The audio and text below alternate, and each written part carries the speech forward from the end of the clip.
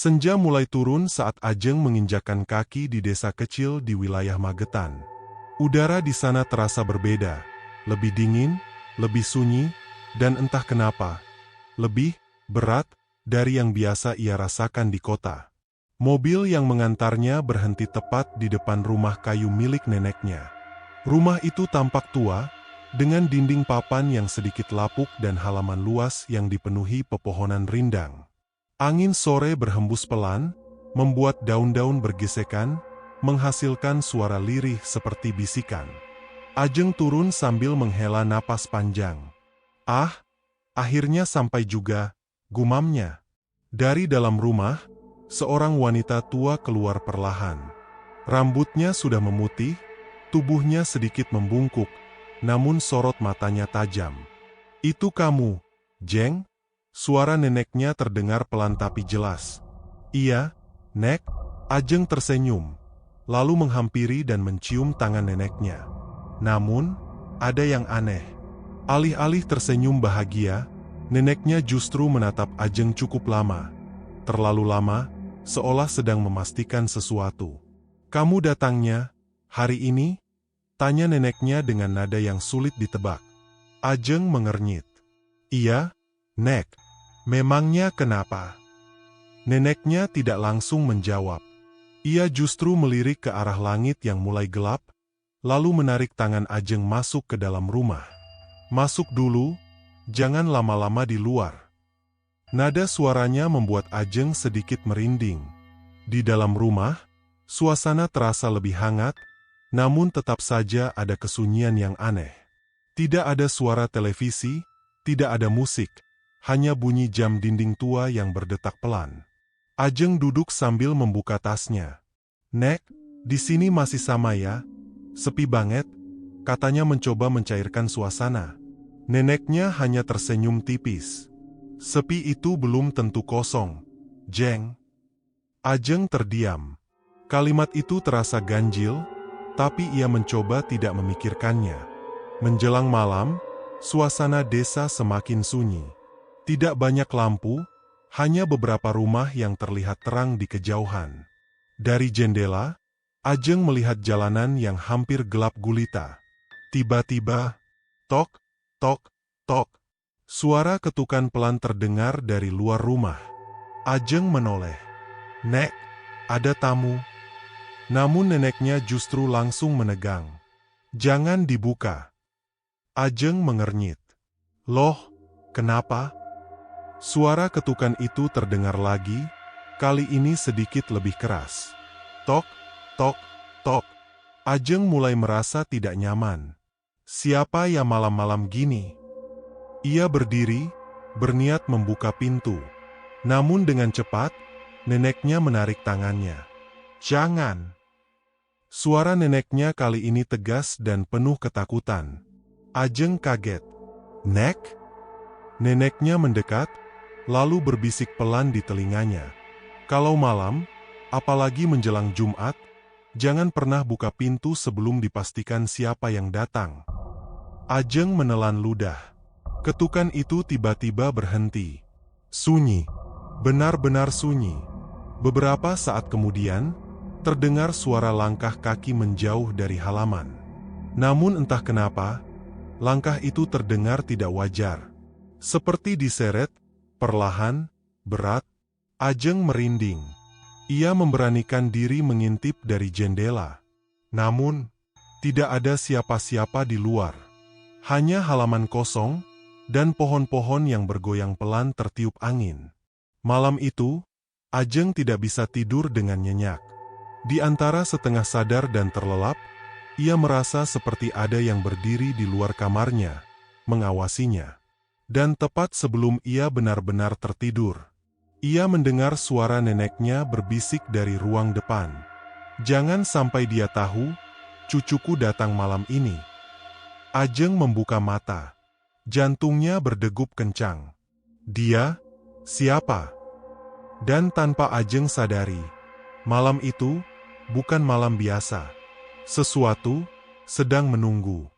Pagi di desa Magetan terasa sangat kontras dengan malam sebelumnya. Sinar matahari hangat, suara ayam berkokok, dan aktivitas warga yang mulai ramai membuat Ajeng sempat berpikir bahwa kejadian semalam hanyalah perasaannya saja. Namun, rasa tidak nyaman itu masih tertinggal. Ajeng duduk di teras rumah nenek sambil menyeruput teh hangat. Matanya memandang jauh ke arah pegunungan yang menjulang di kejauhan, Gunung Lawu. Gunung itu tampak indah, tapi entah kenapa, ada aura yang membuatnya sulit untuk berpaling. Masih ingat Lawu? Tiba-tiba suara seseorang mengejutkannya. Ajeng menoleh. Seorang pemuda berdiri di samping pagar. Wajahnya familiar, tapi ada sesuatu yang berbeda. Raka! Ajeng menyipitkan mata. Pemuda itu tersenyum lebar. Iya, aku. Keponakanmu yang dulu sering kamu gendong. Ajeng tertawa kecil.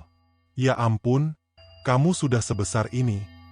Namun, saat mereka berjabat tangan, Ajeng merasakan sesuatu yang aneh. Tangan Raka dingin. Bukan dingin biasa, tapi dingin seperti tidak memiliki kehangatan sama sekali. Ajeng refleks menarik tangannya sedikit. Kamu sehat kan, Rak? Tanyanya. Raka hanya tersenyum. Sangat sehat, malah lagi pengen naik gunung. Ajeng mengernyit. Gunung? Raka menunjuk ke arah Gunung Lawu. Ke sana. Kamu mau ikut? Ajeng langsung tertawa gugup. Lah, aku belum pernah naik gunung, Rak. Justru itu. Sekali-sekali. Lawu itu indah. Apalagi kalau malam. Kalimat terakhir itu membuat Ajeng diam. Malam? Ulangnya pelan. Raka mengangguk. Iya, suasananya beda. Lebih hidup. Ajeng merinding tanpa sebab. Menjelang siang, Raka masih terus membujuk Ajeng. Ia bercerita tentang keindahan puncak Lawu, tentang bintang-bintang yang terlihat jelas, dan suasana magis yang tidak bisa didapat di tempat lain. Aneh ya, semakin lama, Ajeng merasa seperti sulit menolak. Seperti ada dorongan dalam dirinya untuk mengiyakan. Ayo, Jeng, cuma sekali ini aja, kata Raka pelan, hampir seperti bisikan. Ajeng terdiam.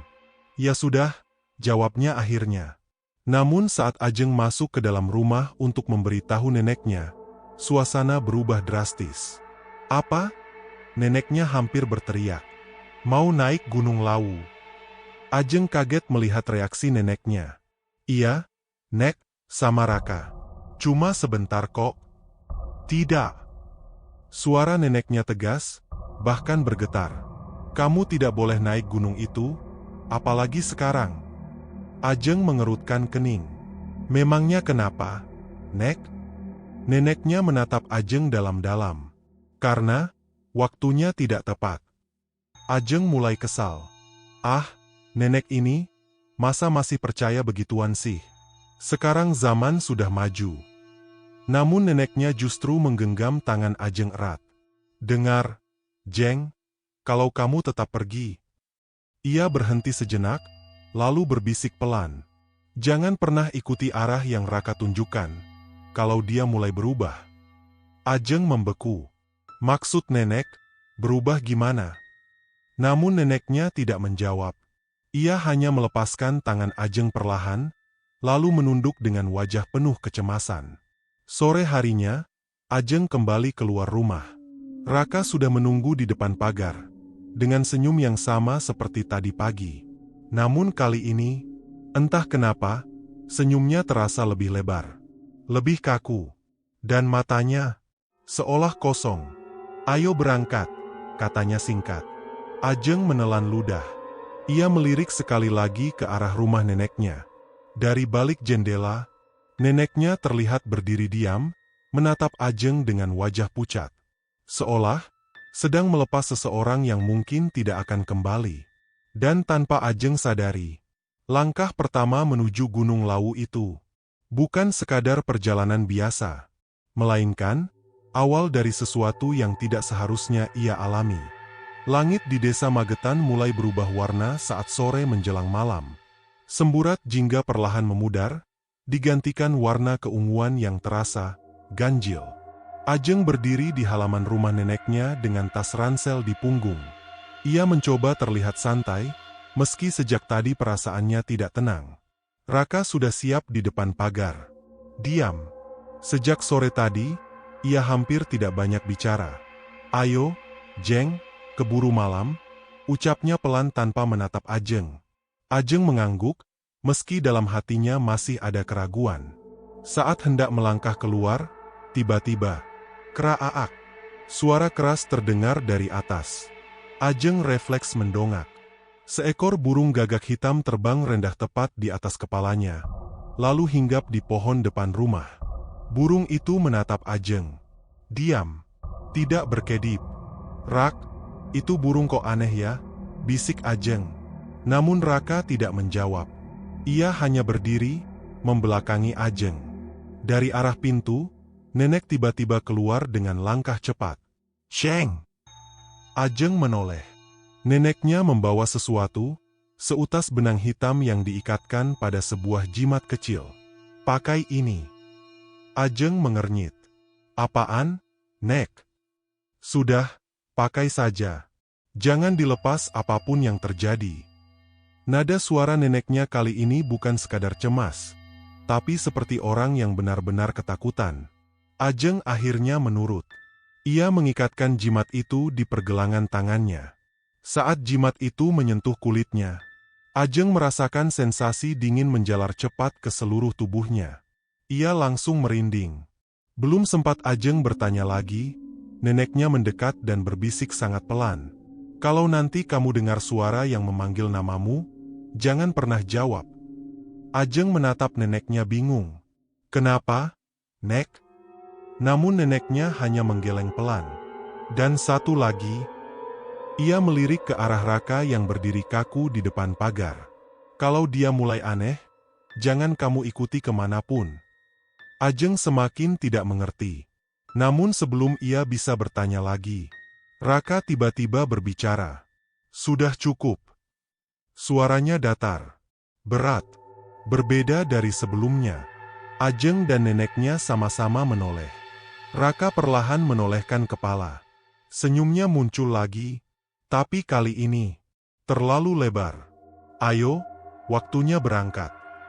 Ajeng menelan ludah.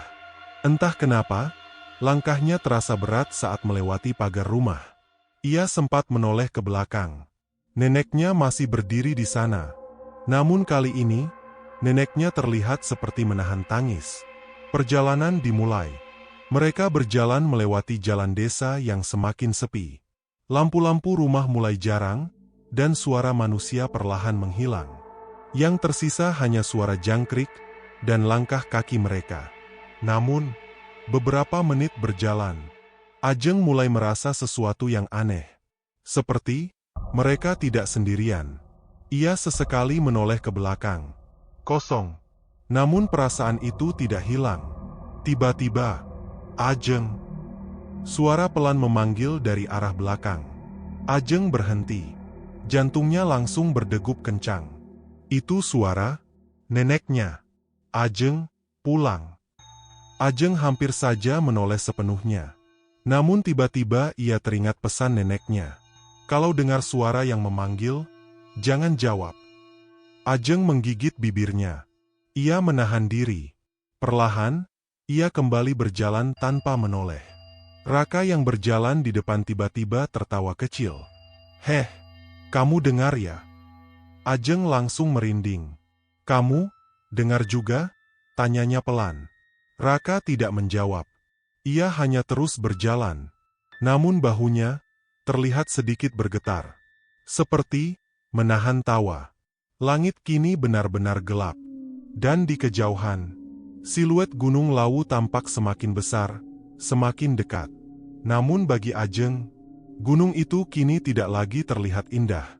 Melainkan, seperti sesuatu yang sedang menunggu mereka datang. Dan tanpa Ajeng sadari, langkahnya telah melewati batas. Batas antara dunia manusia dan sesuatu yang lain. Malam benar-benar turun saat Ajeng dan Raka tiba di kaki Gunung Lawu. Tidak ada penerangan selain senter kecil yang mereka bawa. Cahaya bulan pun tertutup awan tebal, membuat suasana terasa jauh lebih gelap dari seharusnya. Udara di sekitar hutan terasa dingin, terlalu dingin. Ajeng merapatkan jaketnya. "Rak, ini jalur resminya kan?" tanyanya pelan. Raka tidak langsung menjawab. Ia berdiri diam beberapa detik, menatap ke dalam hutan yang gelap gulita. Lalu, "Iya, kita lewat sini." Ia melangkah masuk tanpa ragu.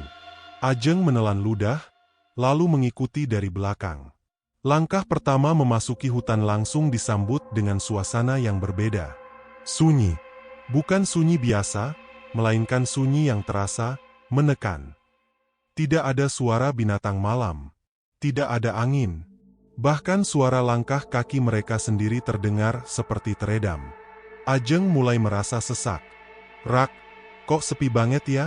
bisiknya. Raka tetap berjalan di depan. "Memang begini kalau malam," jawabnya singkat. Namun suaranya terdengar lebih dalam. Beberapa menit berjalan, jalur masih terlihat jelas. Tanah setapak, akar-akar pohon, dan beberapa tanda jalur masih bisa dikenali. Namun perlahan, kabut mulai turun. Tipis di awal, lalu semakin tebal. Hingga jarak pandang Ajeng hanya beberapa meter saja. "Rak, kita lanjut enggak?" tanya Ajeng, mulai panik. Raka berhenti. Ia menoleh perlahan. Di bawah cahaya senter yang redup, wajahnya tampak pucat. "Kamu takut?" Ajeng menggeleng cepat. "Enggak, cuma..." "Kalau takut, pulang saja." Ajeng terdiam. Nada suara Raka terasa dingin, seperti bukan dirinya. Mereka kembali berjalan. Namun kini, suasana semakin aneh. Ajeng mulai merasa seperti ada yang memperhatikan dari balik pepohonan. Setiap kali ia menoleh, selalu ada bayangan yang seperti bergerak cepat lalu menghilang. "Rak," suaranya mulai bergetar. "Aku ngerasa kita diikutin." Raka berhenti lagi. Namun kali ini, ia tidak menoleh. Ia hanya berkata pelan, "Memang." Ajeng langsung membeku. Apa maksud kamu?" Raka perlahan tertawa kecil. "Di sini, kita tidak pernah benar-benar sendiri." Tiba-tiba, sret, suara seperti sesuatu diseret terdengar dari arah samping. Ajeng refleks menyorotkan senter ke arah suara itu. Kosong. Hanya semak-semak. Namun suara itu terdengar lagi, lebih dekat. Sret, sret. Ajeng mundur satu langkah. "Rak, ayo cepet jalan." Namun saat ia menoleh ke depan, Raka tidak ada. Ajeng langsung panik. "Rak?" Tidak ada jawaban. Kabut semakin tebal. Jantung Ajeng berdegup kencang. "Raka!" Tiba-tiba, di sini, suara Raka terdengar dari arah belakang. Ajeng menoleh cepat. Raka berdiri beberapa meter di belakangnya. Diam, menatap Ajeng. Namun, ada yang salah. Posisinya tidak mungkin. Baru saja Raka berjalan di depan. Bagaimana bisa sekarang? Di belakang? "Kamu, kok di situ?" tanya Ajeng dengan suara gemetar. Raka tidak menjawab. Ia hanya tersenyum pelan, lalu berjalan mendekat. Langkahnya pelan, tidak wajar. Saat Raka melewati Ajeng, Ajeng mencium sesuatu. Bau anyir. Seperti bau tanah basah bercampur sesuatu yang busuk. Ajeng menahan napas. "Rak, kamu bau apa sih?" bisiknya. Namun Raka hanya berkata, "Sudah dekat." Ajeng langsung merinding. "Dekat apa?" Raka berhenti, lalu berbisik sangat pelan. "Tempat mereka." Angin tiba-tiba berhembus kencang. Kabut bergerak liar. Dan untuk sesaat, Ajeng melihat sesuatu di antara pepohonan. Bayangan, banyak bayangan, berdiri diam mengelilingi mereka. Ajeng menutup matanya rapat. Saat ia membukanya kembali, bayangan itu sudah hilang. Namun perasaannya jelas. Mereka sedang diawasi. Pendakian itu baru saja dimulai. Dan Ajeng mulai sadar. Ini bukan sekadar perjalanan naik gunung. Ini adalah undangan. Kabut semakin tebal menyelimuti jalur di Gunung Lawu. Cahaya senter Ajeng kini terasa sia-sia, hanya mampu menembus beberapa langkah ke depan, sebelum ditelan putih pekat yang dingin. Ajeng berjalan di belakang Raka dengan napas tertahan. Sejak kejadian tadi, ada sesuatu dalam diri Raka yang berubah. Bukan hanya sikapnya, tapi auranya. Langkah Raka tiba-tiba melambat. Lalu, berhenti. Ia berdiri diam di tengah jalur. "Rak," panggil Ajeng pelan. Tidak ada jawaban. "Rak, kenapa?" Raka masih diam. Tubuhnya kaku. Tangannya menggantung lemas di samping, sementara kepalanya sedikit menunduk. Ajeng mulai merasa tidak enak. Ia mendekat perlahan. "Rak, kamu nggak apa-apa?" Tiba-tiba, krek, Raka menggerakkan lehernya. Namun bukan seperti orang biasa. Kepalanya miring, terlalu jauh, hingga terdengar suara tulang seperti dipaksa berputar. Ajeng langsung mundur. "Rak!" Perlahan, Raka mengangkat wajahnya. Matanya terbuka lebar. Putihnya terlihat lebih dominan. Dan senyumnya kembali muncul. Lebih lebar. Lebih mengerikan. "Hehehe." Suara tawa keluar dari mulutnya. Tapi itu bukan suara Raka. Lebih berat. Lebih tua. Ajeng gemetar. "Kakakmu kenapa?" Raka tidak menjawab. Ia justru melangkah mundur, 1 langkah, 2 langkah. Lalu tiba-tiba, ia berbalik dan berjalan menjauh dari jalur. Masuk ke dalam hutan. "Raka, jangan ke situ." Ajeng panik. Ia langsung mengejar. "Rak, itu bukan jalan." Namun Raka terus berjalan. Langkahnya cepat, tidak wajar, seperti ditarik sesuatu. Semakin dalam mereka masuk, hutan terasa berbeda.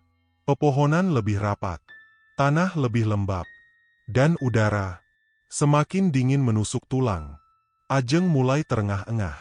"Rak, berhenti, tolong." Namun Raka tidak menggubris. Tiba-tiba, Raka berhenti lagi. Kali ini di sebuah area terbuka kecil. Tanah di sana terlihat gelap, seperti pernah terbakar. Ajeng ikut berhenti beberapa meter di belakangnya. "Rak!" Perlahan, Raka berlutut, lalu menundukkan kepala. Tubuhnya mulai bergetar. "Rak, jangan bercanda."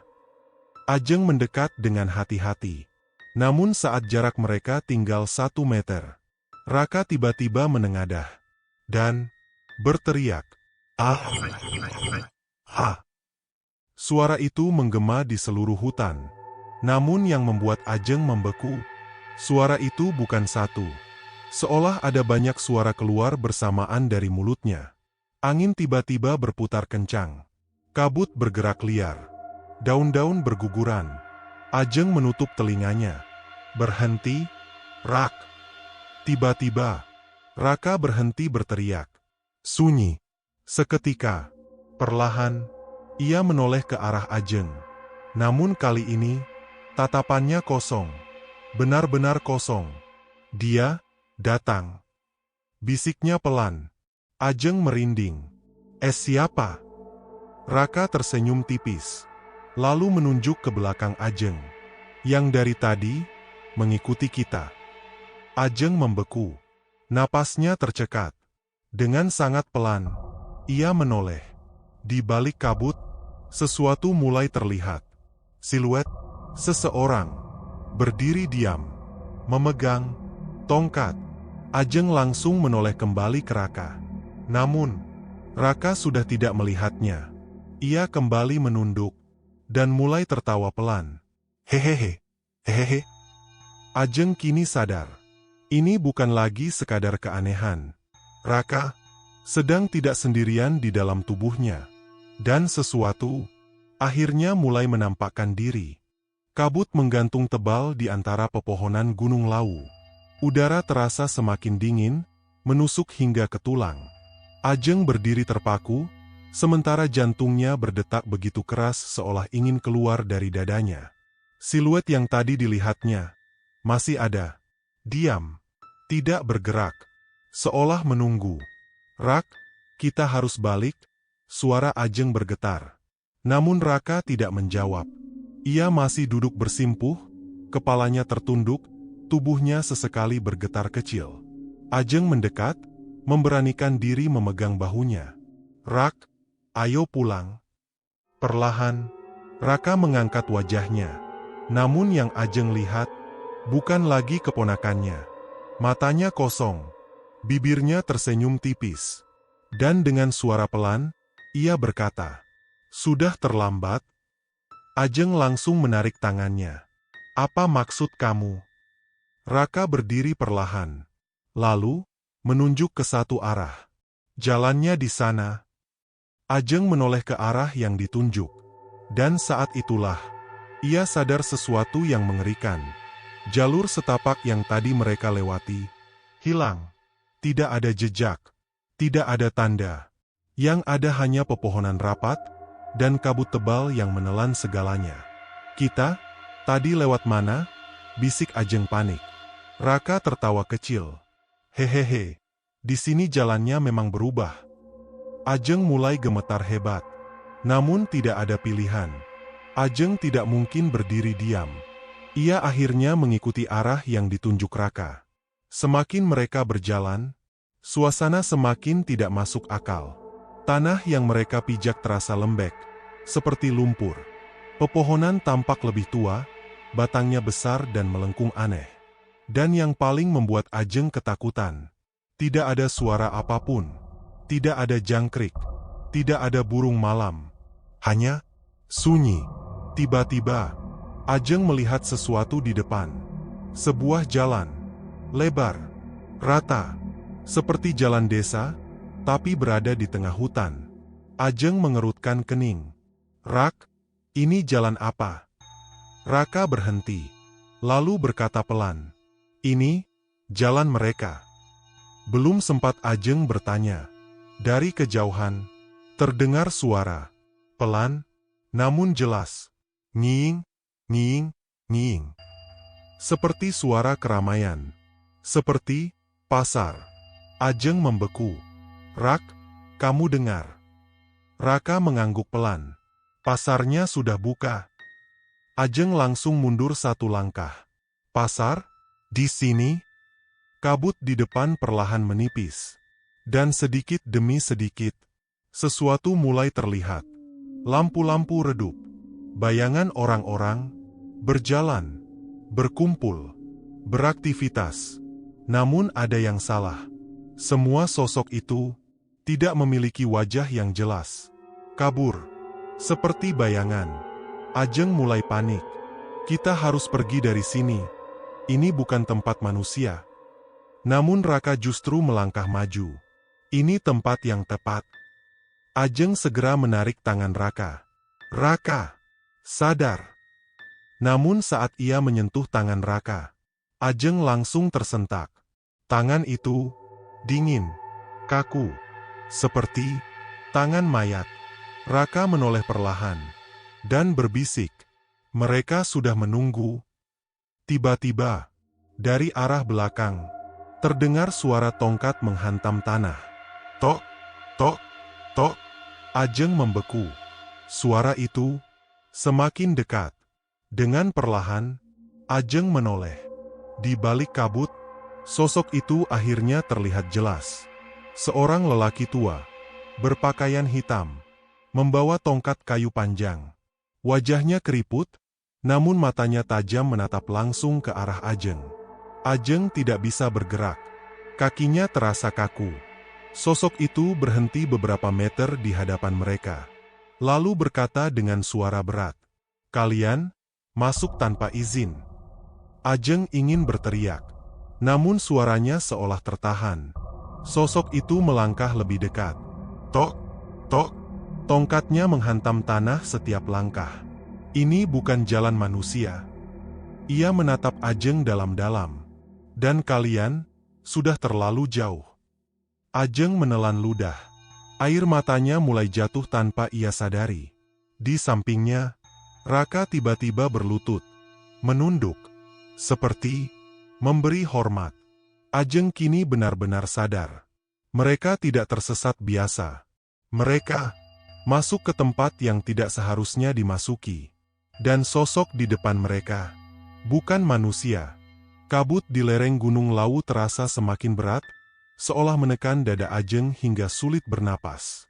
Sosok lelaki tua berpakaian hitam itu kini berdiri hanya beberapa langkah di depan mereka. Tongkat kayunya menghantam tanah pelan. Tok, tok. Setiap bunyi terasa menggema, bukan hanya di telinga, tapi sampai ke dalam kepala. Ajeng tidak mampu bergerak. Tatapan matanya terkunci pada wajah tua itu. Keriput, pucat, namun sorot matanya, hidup. Terlalu hidup. Seolah tahu segalanya. Kalian, suara sosok itu berat, dalam, dan menggema aneh. Melangkah di waktu yang salah. Ajeng mencoba membuka mulut. Namun suaranya tercekat. Sementara di sampingnya, Raka masih berlutut. Kepalanya tertunduk dalam. Seperti seorang murid di hadapan gurunya. Sosok, Mbah, itu melangkah lebih dekat. Tok, tok. Ia kini tepat di hadapan Ajeng. Sangat dekat.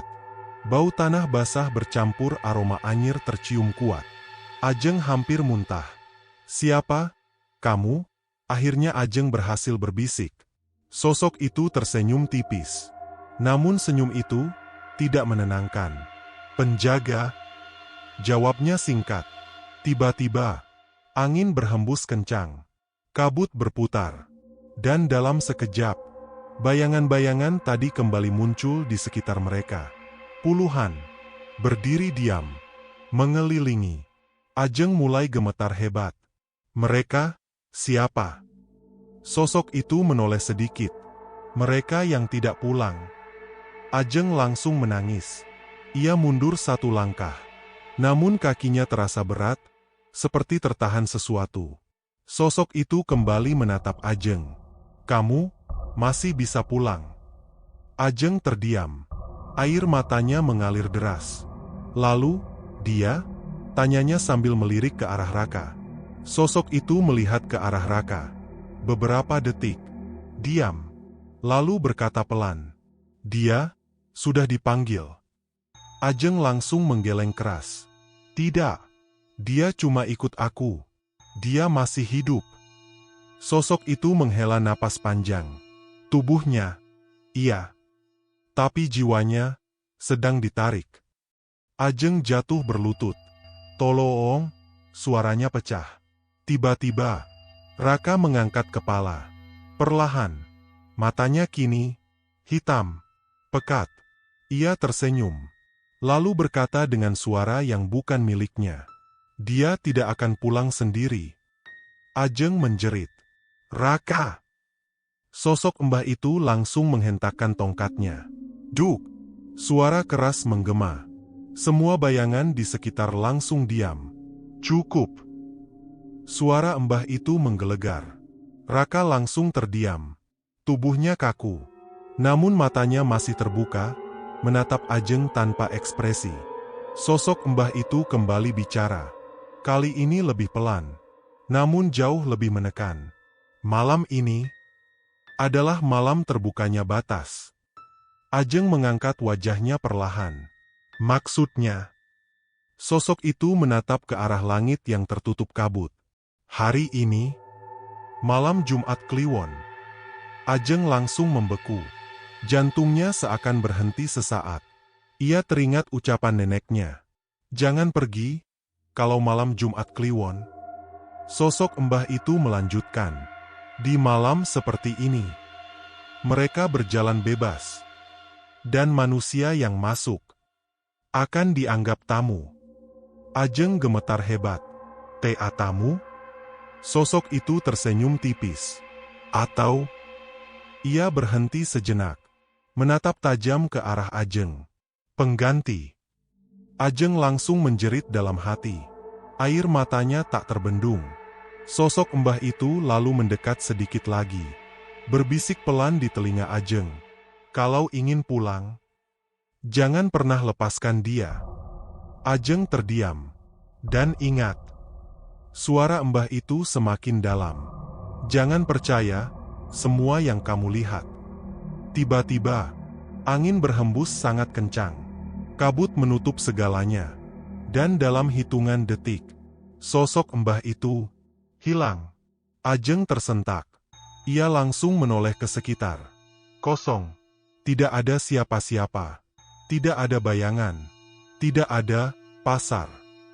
Yang tersisa hanya hutan gelap, sunyi, dan dirinya bersama Raka yang kini berdiri diam di depannya. Namun kali ini, Raka tersenyum pelan, lalu berkata, "Kita lanjut ya." Ajeng mundur perlahan, karena kini ia tidak lagi yakin siapa yang sedang berdiri di hadapannya. Hutan di lereng Gunung Lawu kembali sunyi. Tidak ada lagi sosok Mbah. Tidak ada bayangan. Tidak ada suara aneh. Seolah semua yang tadi terjadi hanyalah ilusi. Namun Ajeng tahu, itu nyata. Di hadapannya, Raka berdiri dengan senyum tipis. "Kita lanjut ya." Suaranya terdengar normal. Terlalu normal. Justru itu yang membuat Ajeng semakin takut. Ajeng mundur satu langkah. "Kita pulang aja, Rak." Raka mengernyit. "Loh, kan kita belum sampai." "Aku nggak mau lanjut." Suara Ajeng gemetar. Beberapa detik hening. Lalu, Raka tertawa kecil.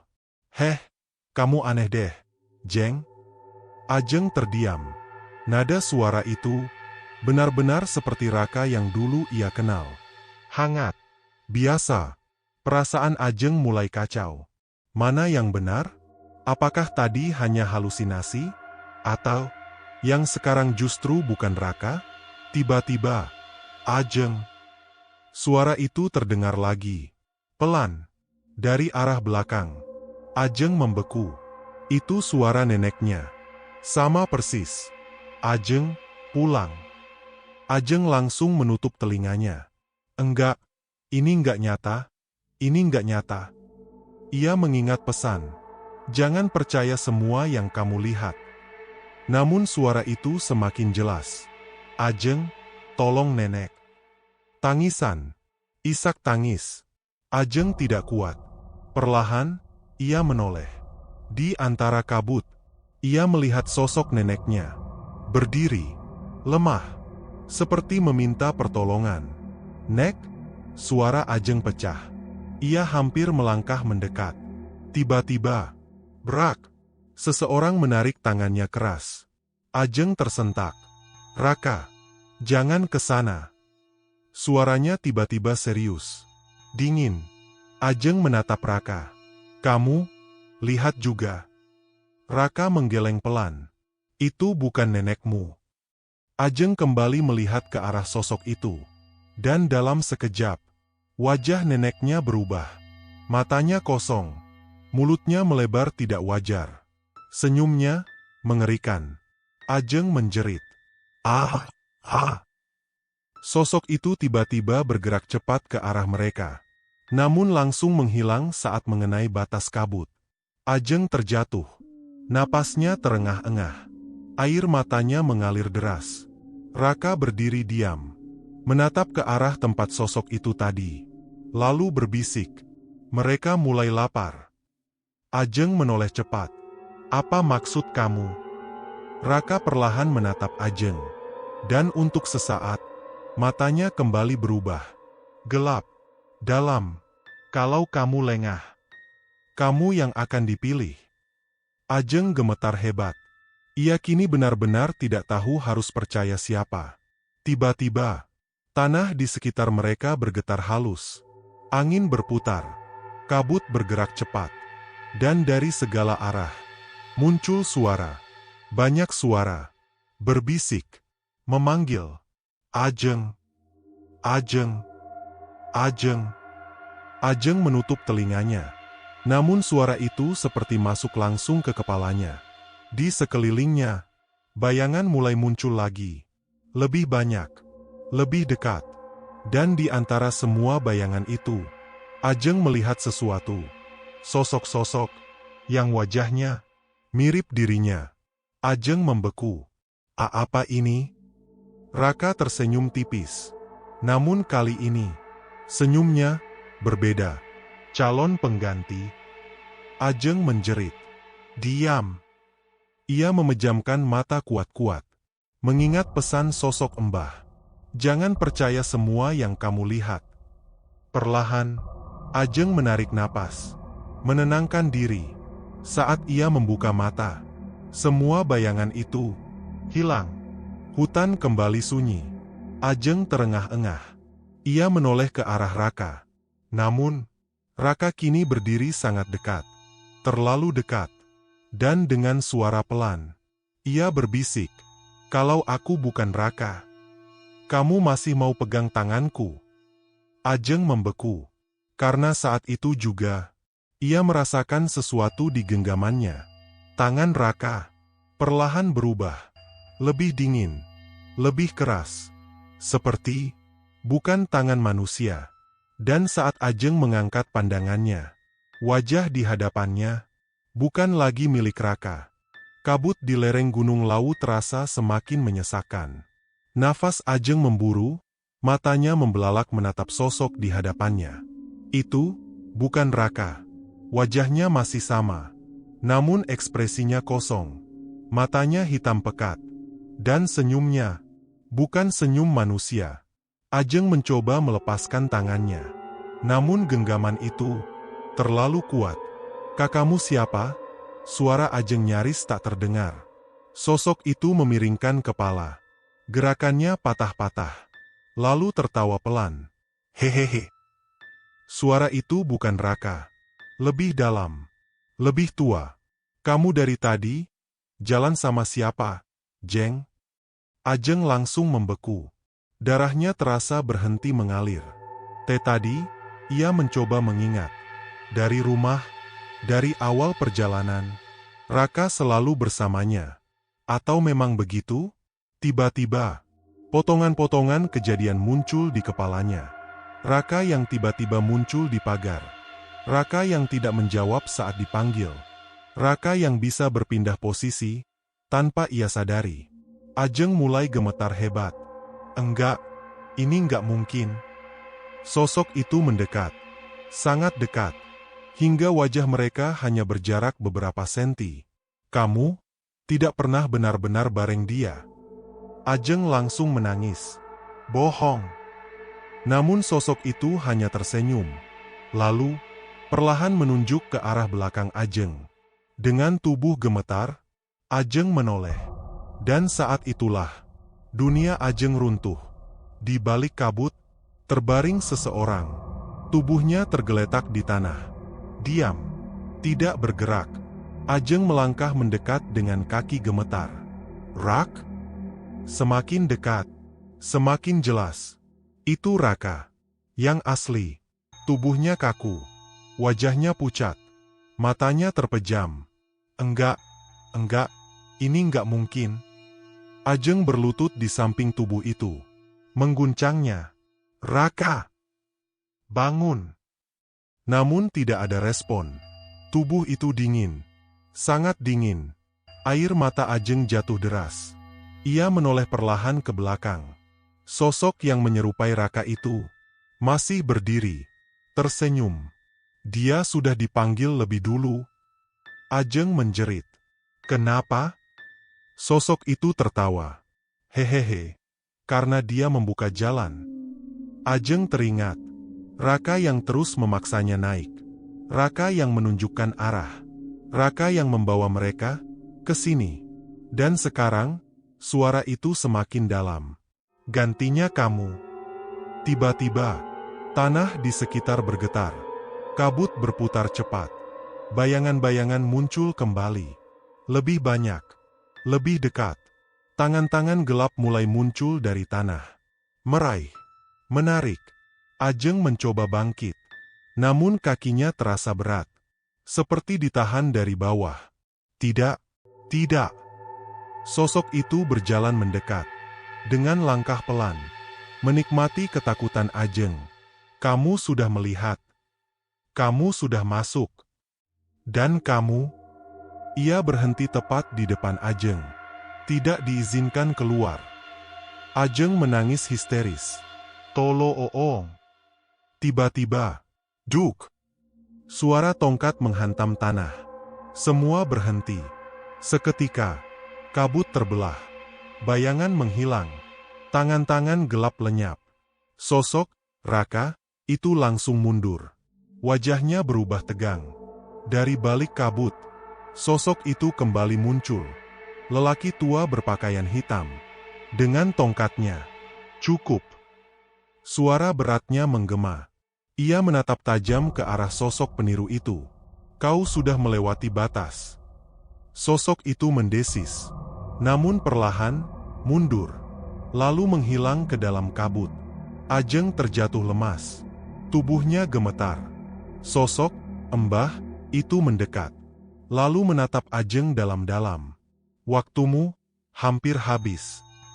Ajeng menangis. Tolong, saya mau pulang. Sosok itu menghela napas. Lalu berkata pelan, masih bisa. Kalau kamu berani. Ajeng mengangkat wajahnya. Apa yang harus saya lakukan? Sosok itu menunjuk ke arah tubuh Raka yang tergeletak. Bawa dia. Ajeng membeku. Sendirian? Sosok itu mengangguk. Dan jangan, sekalipun, menoleh ke belakang. Ajeng menelan ludah. Karena sosok itu mendekat, berbisik di telinganya. Mereka akan memanggilmu dengan semua yang kamu sayangi. Ajeng memejamkan mata. Air matanya jatuh. Ini pilihan hidup dan mati. Dan di belakangnya, suara-suara itu mulai kembali. Ajeng. Ceng. Nak. Ajeng membuka mata. Menatap tubuh Raka. Lalu menggigit bibirnya kuat-kuat. Ia harus memilih. Kabut di Gunung Lawu semakin pekat. Ajeng menatap tubuh Raka yang tergeletak. Napasnya tercekat.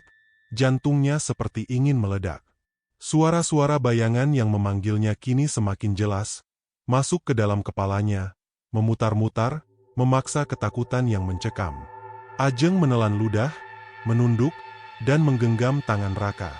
Tangannya dingin, kaku, tapi satu-satunya cara untuk menyelamatkan keponakannya. Sosok Mbah berpakaian hitam muncul kembali dari kabut. Tongkatnya menyentuh tanah dengan bunyi berat, tok, tok, yang membuat bumi seakan bergetar. Kau harus membawa dia keluar, tanpa menoleh, ucapnya berat. Ajeng mengangguk lemah. Aku bisa. Mereka mulai berjalan. Setiap langkah terasa sulit. Pepohonan tampak memanjang, membentuk lorong yang menyesatkan. Kabut menelan jalan di depan, dan suara-suara bayangan di sekeliling mereka makin menyeramkan. Ajeng memejamkan mata sesaat, mencoba fokus pada tangan Raka yang ia genggam erat. Jangan lepaskan, ia berbisik pada dirinya sendiri. Namun semakin jauh mereka berjalan, bayangan-bayangan itu muncul lagi, menyerupai wajah orang yang Ajeng kenal. Neneknya, teman sekolah, bahkan orang tuanya. Mereka tersenyum memanggil Ajeng dengan suara lembut tapi mematikan. Ajeng menjerit, menahan tangannya agar tetap memegang Raka. Langkah demi langkah, mereka melewati hutan gaib itu. Tubuh Ajeng mulai lelah, tangannya sakit, napasnya tersengal. Tiba-tiba, di depan mereka muncul tebing curam. Jalur sempit yang mereka ikuti berakhir di atas jurang yang gelap. Ajeng menatap ke bawah, hanya kegelapan dan kabut pekat. Tidak, ini bukan jalan pulang, bisiknya. Dari balik kabut terdengar suara Raka, atau bukan Raka, berbisik dengan nada dingin.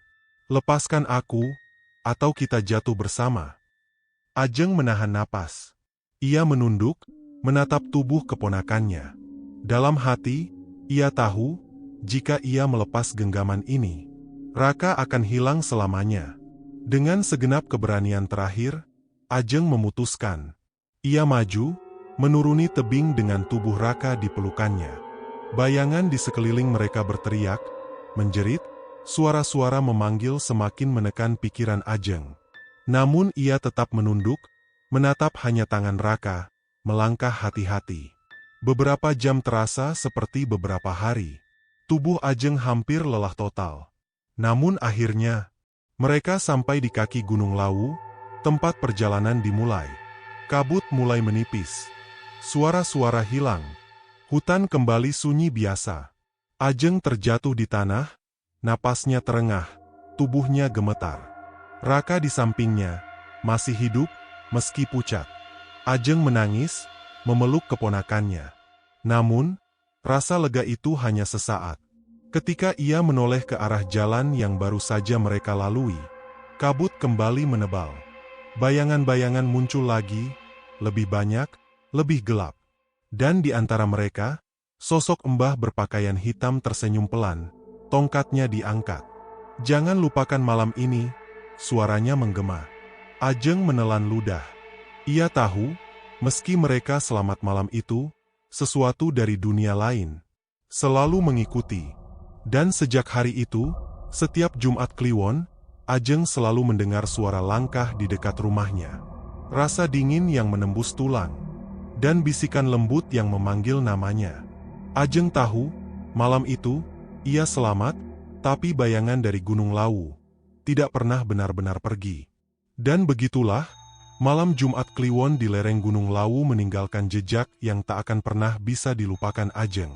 Ia berhasil menuruni gunung, membawa keponakannya Raka kembali ke dunia nyata, namun sesuatu tetap mengikuti mereka. Sesuatu yang tidak bisa dilihat dengan mata biasa, tapi selalu hadir dalam bisikan, dalam bayangan, dalam hembusan angin dingin yang menembus tulang. Malam itu bukan sekadar pendakian. Itu adalah pertemuan dengan batas dunia manusia dan dunia gaib. Dan bagi siapapun yang berani menapaki lereng ini di malam yang salah, ingatlah, tidak semua yang kamu lihat adalah nyata. Dan tidak semua yang kamu selamatkan akan benar-benar selamat. Selamat malam, dan jangan pernah lengah pada Jumat Kliwon berikutnya. Karena di setiap kabut malam, mereka selalu mengintai.